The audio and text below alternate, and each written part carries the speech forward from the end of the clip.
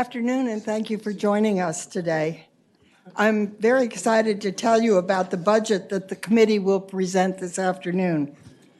First, I want to make the point that even though we did not embrace the governor's proposed additional $1 billion in tax reductions, I'll remind you that we negotiated $4 billion in tax relief when the budget was adopted just a few months ago.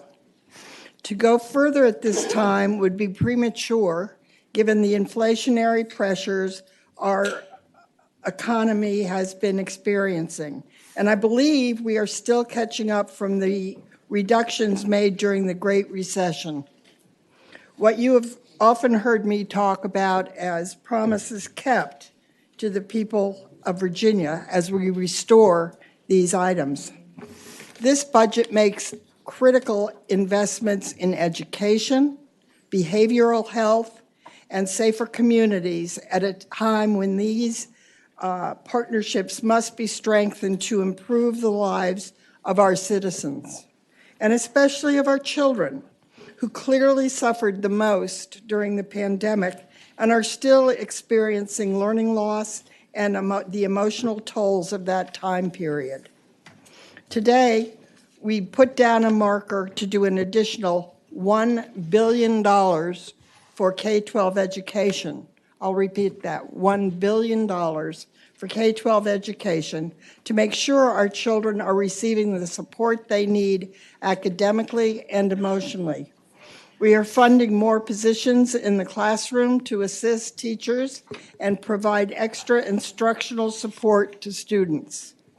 We also want to keep the best teachers in our schools with additional compensation and bonuses provided in our budget, something we also prioritized for our state employees. In public safety and human services, we further invest in items that will make the Commonwealth safer and provide supports for mental health in schools and in the community, including significant expansion of permanent supportive housing for those with mental illness. We also ensure our secondary school children can attend college by making it more affordable, with more than $276 million for operating, financial aid, and workforce funding, bringing the biennial total for higher education to over $1 billion. Affordable access is critical as we prepare our workforce for the jobs of the future.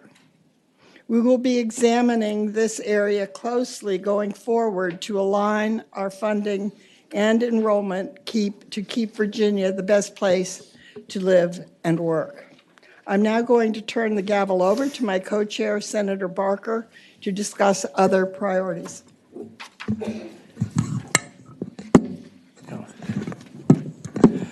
Today, I want to emphasize significant investments in economic development and transportation, areas that are also critical for a successful Commonwealth like Virginia.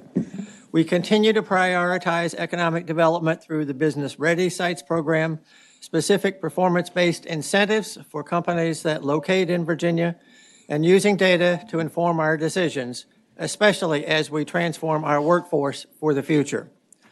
To be fiscally prudent, with unprecedented one-time resources, we have placed a marker on almost $1 billion in contingent items to ensure these resources will be dedicated to mostly one-time uses.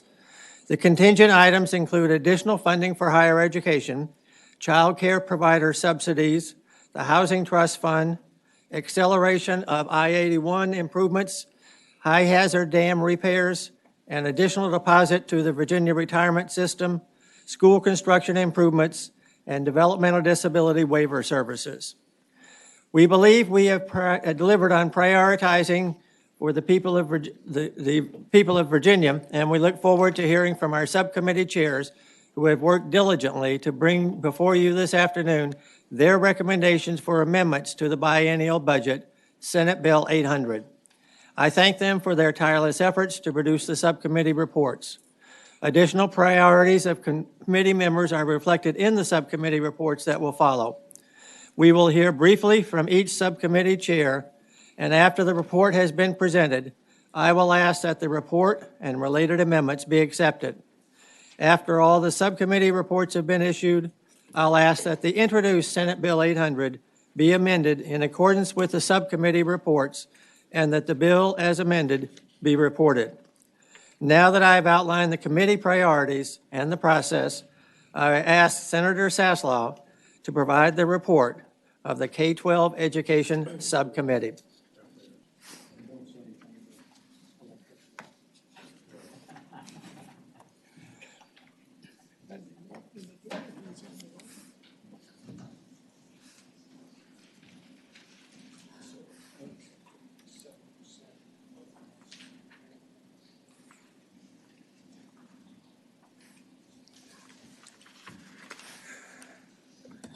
Thank you, Chairman Barker, Chairman Howe. Appreciate the opportunity. Your subcommittee has reviewed the governor's introduced budget for public education. As the subcommittee developed its recommendations, our major focus was on support for the teachers and the school staff to help the students succeed. Overall, our recommendations provide an additional $588.7 million to direct aid over the biennium. And when you combine that with the additional $443.9 million that was in the introduced budget, this brings the total new funding to a little over $1 billion. When combined with the adopted increases in the current budget, that's for the biennium, you're looking at $3.9 billion in public education. To better support our teachers, we're proposing $270.6 million to fully lift the support position cap and $56.9 million to ensure that students have access to trained specialized support staff. Combined, these investments will provide additional resources to schools and alleviate the pressure on the teachers and staff to meet the growing needs of the students. To help our students with the highest learning needs and to respond to the learning loss as a result of the pandemic, we provide $38.6 million to support more instructional aids in the classroom and $37 million to increase the at-risk add-on, and $24.3 million to support English language learners. We continue to focus on improving reading literacy by including another $27.5 million on top of that to expand the reading specialists through the 8th grade. To recognize the importance of our teachers and staff, and this really is something we need to remember, we recommended an additional 2% salary increase in FY 2024, and that's over the 5 that we recommended before. This provides an increase of 7% beginning July 1st of this year, and we're also proposing to fund a $1,000 bonus for the instruction and support positions, in other words, the classroom teachers and the support positions. And the bonus would come in December. These actions will help us support the teachers and staff and demonstrate the value of what teachers do to educate the next generation.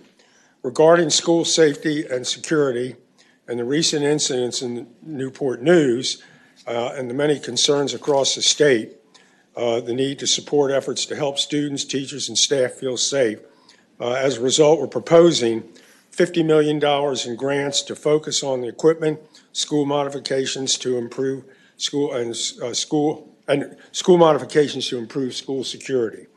Additionally, there are contingent allocations of $100 million for school construction grants and $80 million to support child care providers once the federal relief funds are exhausted. Lastly, the recent announcement of the unintentional error in the direct aid calculation tool that made the headlines last week, which has put potentially a hell of a burden on some of our school divisions. We're providing $58 million to hold the divisions harmless in FY 2023 and additional new funding in FY 24 that will ease any financial pressures to the localities. The subcommittee continues with its commitment to support and respond to the challenge faced by our students and our educators. And I want to thank the subcommittee members, and I especially want to thank the staff. You all just have done a super job. And I look forward to continue our ongoing work regarding the future of public education in the Commonwealth. I hope it will be the pleasure of the committee to adopt our amendments. This completes the report of your K-12 subcommittee.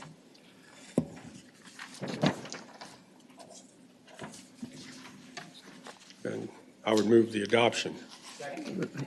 Well, we do the options again, all the reports. Yeah. Where's Louise? You move. Second. Go on. After each, okay. Madam Chairman, Yes. before Senator Sasslaw sits down and may not be able to get up, I think we ought to all wish him a happy 40th, 39th birthday. Your 40th, 39th birthday. More than that. Good afternoon, co-chairs and members of the committee. The Public Safety Subcommittee has reviewed the governor's proposed budgets for the agencies of Public Safety and Homeland Security and Veterans and Defense Affairs. A major focus of the subcommittee was to make our communities safer. Too many families have lost their loved ones because of gun violence epidemic. We need to provide more community-based services, especially for our youth. May I repeat? We need to provide more community-based services, especially for our youth. To that end, the subcommittee recommends $30 million to expand the Firearm Violence Intervention and Prevention Grant Fund, provide additional grants to hard-hit localities, and establish the Office of Safer Communities at the Department of Criminal Justice Services. The initiatives complements $3 million in new youth delinquency prevention grants, as well as a significant investment in education and mental health that are recommended by other subcommittees. Law enforcement officers must be partners for making communities safe and ensuring a brighter tomorrow. The subcommittee maintains many of the important investments supporting our frontline public safety officers, including correctional officers and state and local police. The subcommittee also recommends an additional $2 million for the Aid to Localities, or 599 program, building on the historic increase of nearly $50 million adopted last year. Supporting Virginia's dedicated law enforcement officers reinforces a positive environment for both officers and those that they serve. As we invest in services to make our communities safer and prevent future violence, we must also ensure support for victims today. The subcommittee report includes more than $13 million in funding for victims and witnesses of mass violence, domestic violence, and other crimes. Co-chairs, this concludes the Public Safety Subcommittee report. I hope it will be the pleasure of the subcommittee to adopt our recommendations and amendments. Thank you. Is there a second to adopting? It's been moved and seconded that the Public Safety Subcommittee report be agreed to. All in favor, say aye. Aye. Aye. Thank you, Louise.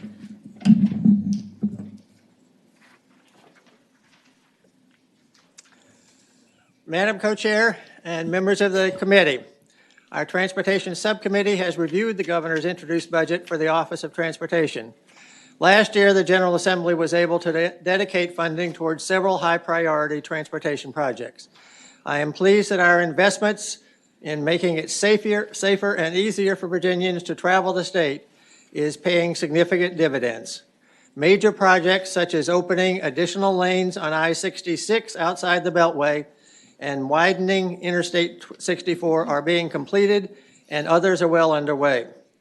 Our transportation system is very good, and we want to keep it that way, and we want to keep the highways, the port, passenger rail, space, and other aspects of our transportation system continuing to move forward.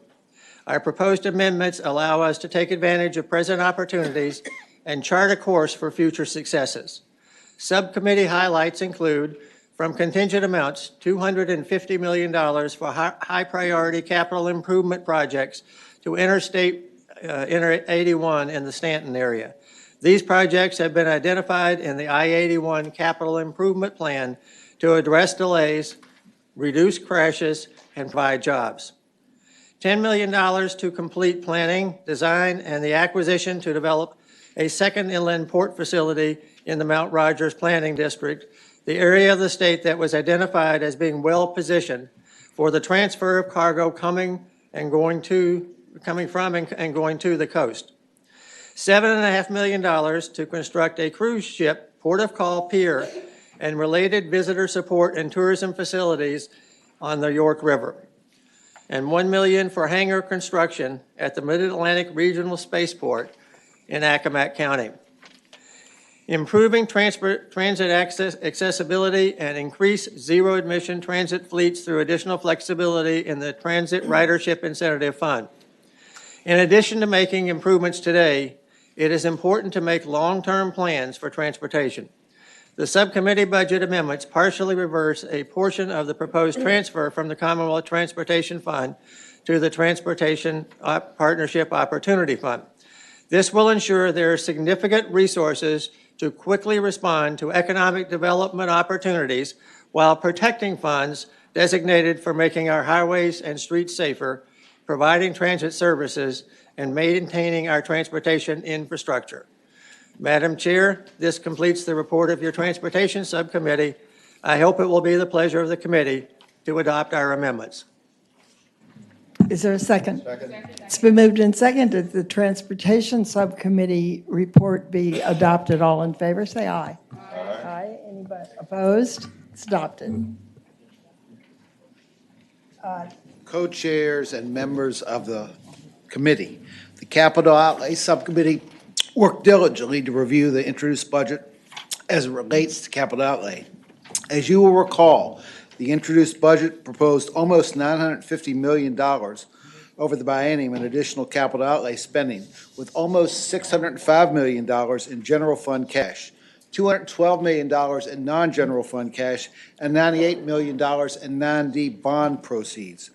As introduced, the total general fund cash for capital outlay totaled almost $2.7 billion and includes zero tax-supported debt for state capital outlay projects. This really underscores the Commonwealth's abundant resources to meet our operating commitments while still being able to pay as you go for capital work. Over the past year, we have understood the cost increases to projects as contracts were signed. These projects continue to represent our commitments, and in most cases, the cost increases are solely due to inflation and supply chain issues. Last year, the General Assembly took the sensible first step by including $350 million in the budget for project supplements, and we fully endorse the governor's proposed additional $400 million for this purpose. The subcommittee balanced the need for additional capital outlay with the many unknowns in our currently committed projects. The priority of the Commonwealth should always be focused on maintaining our existing capital infrastructure and to resist the desire to move forward on construction projects before we have sufficiently preserved our existing buildings. Therefore, your subcommittee concentrated our attention on projects related to improvements, deferred maintenance, and critical agency projects.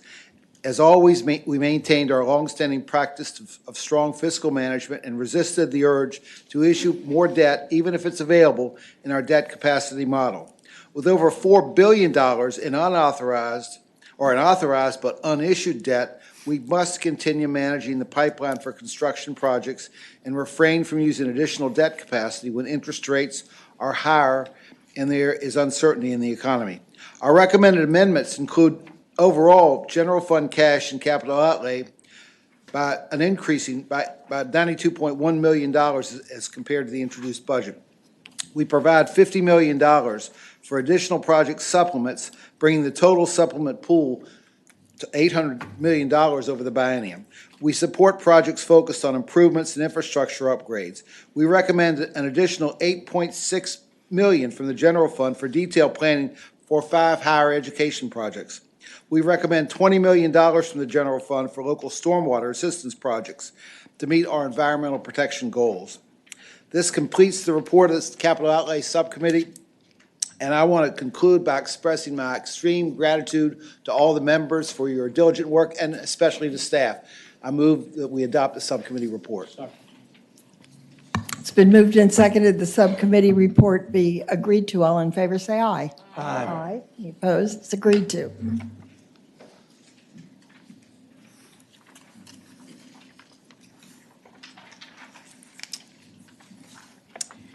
Co-chairs and members of the committee, your subcommittee reviewed the governor's proposed budget for higher education. The budget we adopted last year shows significant investments in our priority areas of affordability, access, completion, and workforce development. Our subcommittee recommendations continue to focus on these priority areas through increased investments in financial aid, institutional support, and workforce initiatives. In total, we propose an investment of $279.1 million over the biennium.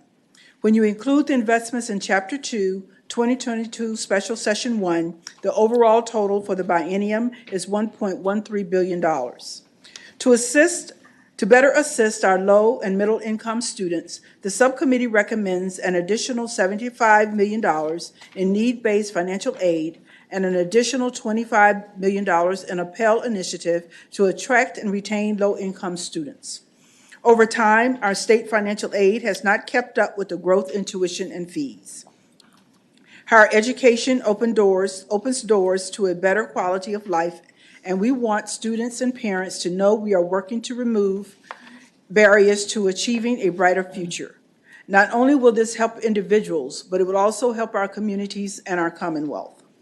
To support our institutions, we recommend $149.8 million in funding for operations. The Commonwealth has long had a goal to support 2/3 of the cost of higher education for Virginia students. While recent investments have helped, we have lagged in achieving our goal. Today's investments will allow institutions to meet the growing need for student support services, address increased costs resulting from inflation, refine or create programs that meet current and future workforce needs, and minimize the need to raise tuition and fees while moving us closer to that goal. To address workforce needs, we know there are jobs that need to be filled in the Commonwealth, which require a post-secondary credential. We also face critical shortages in certain areas, such as healthcare. As a result, we recommend $25 million to invest in workforce programs at the community colleges, $5.8 million to support nursing programs at our public institutions, and $2 million to increase industry-based credentials through the New Economy Workforce Credential Grant Program. Additionally, there are contingent allocations of $100 million to continue to support access and affordability. Finally, at the annual retreat in the fall, we heard about our declining population and potential impacts on higher education. We also know that we need to update our models to estimate costs and resource needs to better plan for enrollment changes. We propose to reconvene our joint subcommittee to focus on higher education costs, funding, performance, and enrollment planning to guide this effort. This committee will build on the work of the State Council of Higher Education for Virginia, the recent recommendations by JLARC on financial aid and dual enrollment, and other research to help us maintain our world-class system of higher education in Virginia. I want to thank the staff and our subcommittee members for their outstanding work in putting together this proposal. This concludes our report of the Higher Education Subcommittee, and we hope it will be the pleasure of the committee to adopt our amendments. And I move this. It's been moved and seconded that the Higher Education Subcommittee report be agreed to. All in favor, say aye. Aye. Any opposed? Thank you, Senator Lott.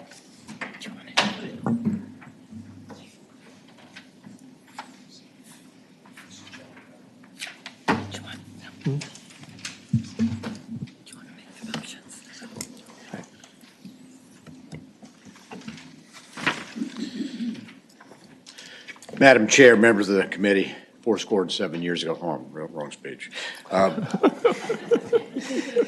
Your subcommittee has reviewed the provisions of Senate Bill 800 for those portions of the budget that fall under the subcommittee on general government.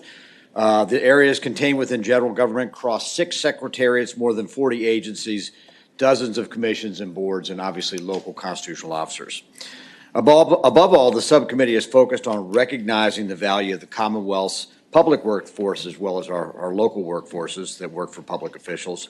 To that end, I would briefly like to highlight a few of the key recommendations of the subcommittee, particularly within the areas of the Judicial Department, Administration, and Central Appropriations.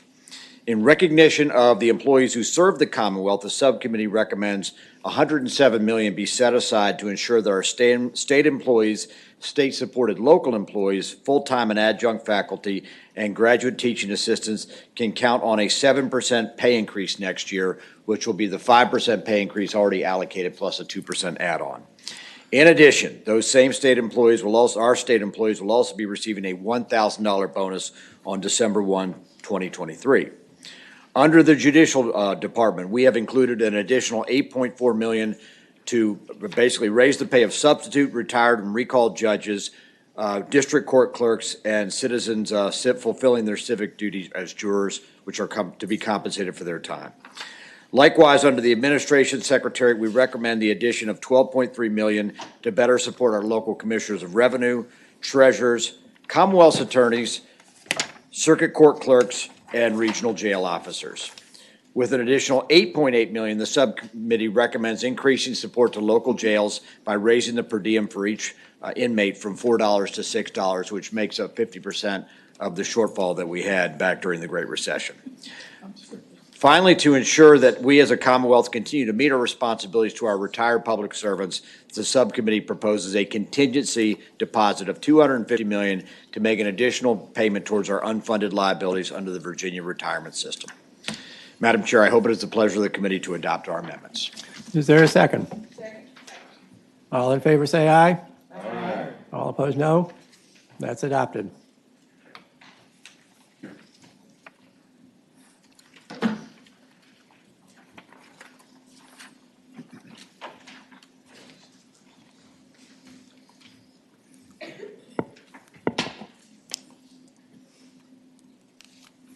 Proceed. All set? Yes. Very good. Madam Chair, Mr. Chair, and members of the committee, your subcommittee has carefully reviewed the governor's introduced budget for the Secretariats of Agriculture and Forestry, Commerce and Trade, Labor, and Natural Resources. We have thoughtfully considered these proposals along with those offered by our Senate colleagues. Our Commonwealth and its people have so much to offer. It is our job to continue delivering on our shared values. All Virginians deserve an affordable, safe place to live. Our subcommittee endorsed $150 million from a contingent amount for the Housing Trust Fund. In addition, funding is provided to establish a manufactured home parks affordability housing pilot that will provide grants to homeowners associations and nonprofits who promise to maintain the property as a mobile home park for 30 years. Much of the affordability crisis is driven by housing stock challenges, and the subcommittee has approved development of a residential sites and structures locator to help match available land and buildings. Virginia is regionally diverse, and all citizens should have access to new technology and opportunities. The subcommittee has redirected funding to the Virginia Business Ready Sites Program to focus on local economic development authorities and making decisions and acquiring sites for business prospects. In addition, flexibility is added to the broadband line extension program to enhance access in rural areas, regardless of income, and initial support is provided to establish the electric vehicle infrastructure program so that rural areas can benefit and have access to new technologies. Virginians value our environment and natural resources, and the subcommittee recommends providing $102.9 million for new investments in the areas of natural and historic resources and agriculture and forestry.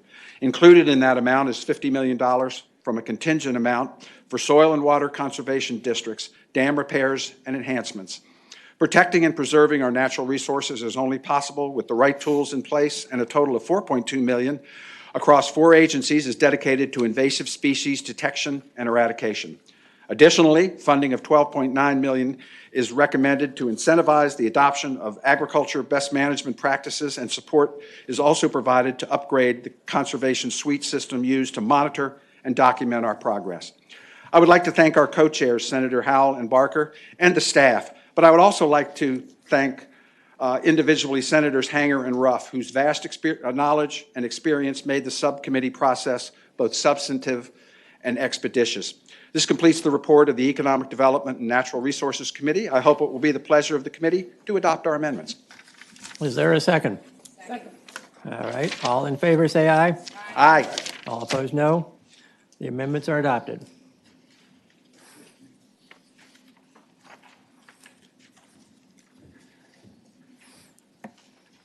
Thank you, Committee Chairs Howell and Barker and members of the committee.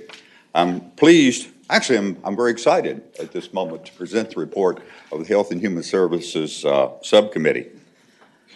The subcommittee has reviewed the governor's proposed budget for Senate Bill 800 and numerous requests for the agencies in health and human resources. In the recommendations before you, the subcommittee has focused on directing significant investments in the behavioral health system, increasing Medicaid provider rates, and improving the healthcare workforce pipeline to address critical shortages across the Commonwealth. The subcommittee's recommendations include over $423 million in addition general fund investments in health and human resources that, combined with the adopted amendments in the introduced budget, total nearly $850 million.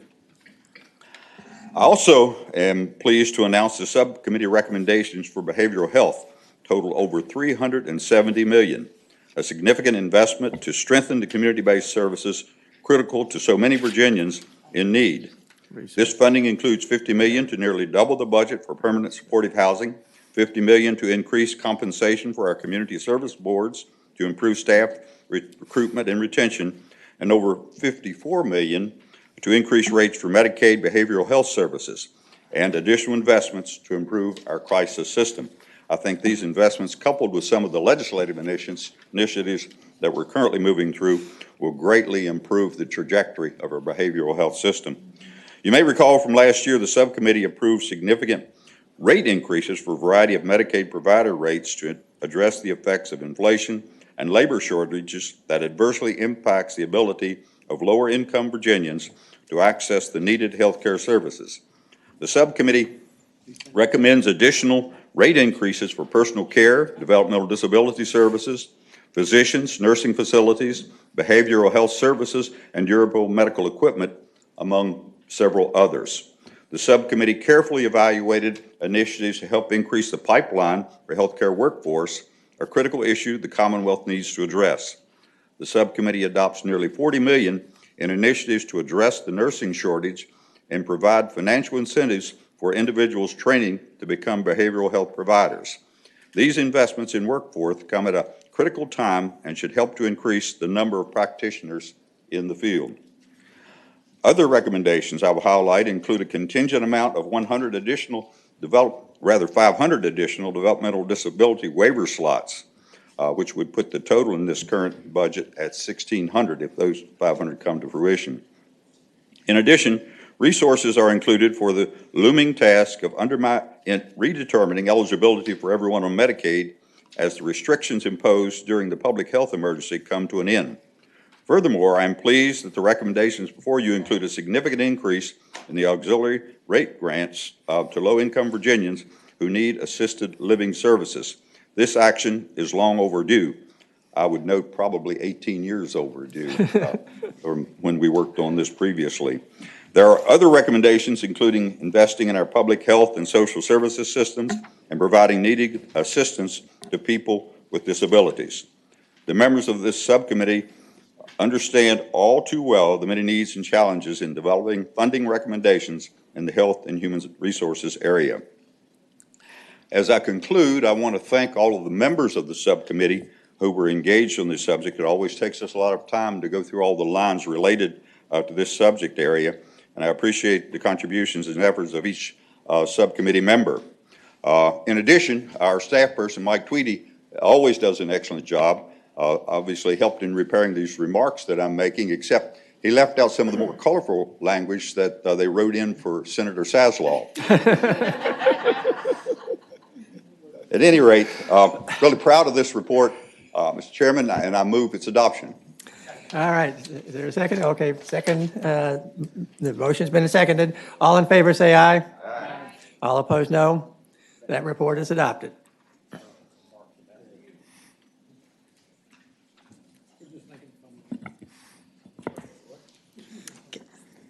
I'd like to briefly give you an overview of the resources that we are having in this budget. Our general fund resources totaled $35.1 billion in fiscal year 2023 and $29.1 billion in fiscal year 2024. The net changes to the general fund resources total an increase of $1 billion general fund over the biennium. That is accounted for with an increase of $1 billion general fund from removing assumed tax policy actions in the introduced budget, an increase of 23.1 general fund to reflect conformity with the federal tax provisions in fiscal year 2024, a reduction of $13 million to reflect deduction of sports betting bonuses and promotions, a reduction of $15 million to reflect increased historic rehabilitation tax credits, a reduction of $27 million to reflect changes in income apportionment for affiliated corporations with 80% of their sales derived from retail activities, and finally, a reduction of $18 million to reflect changes in income apportionment for the internet route infrastructure provider. That completes the resources.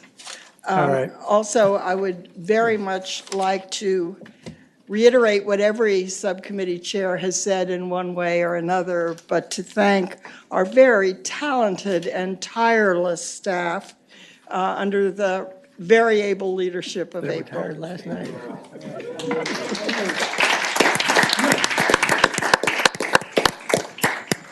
All right, we have a motion to accept the resources report. Is there a second? Second.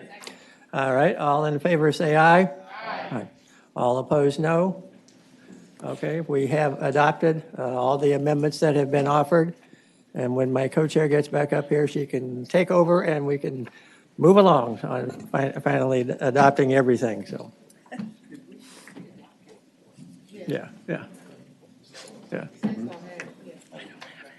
you just need to make the motion to adopt.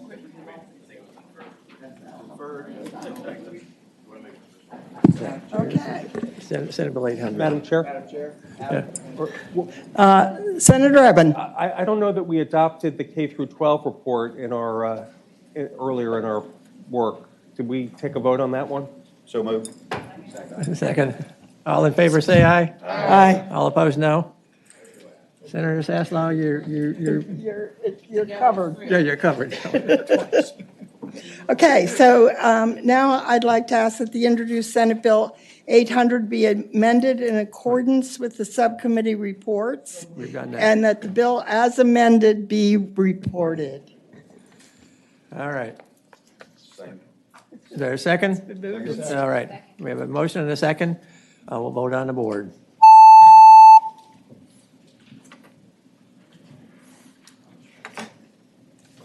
Ayes 16, no 0. The bill is reported. Thank you, everyone. It's a good budget. All right, is there a motion to adjourn? All right. All in favor say aye. All opposed, no. We are adjourned.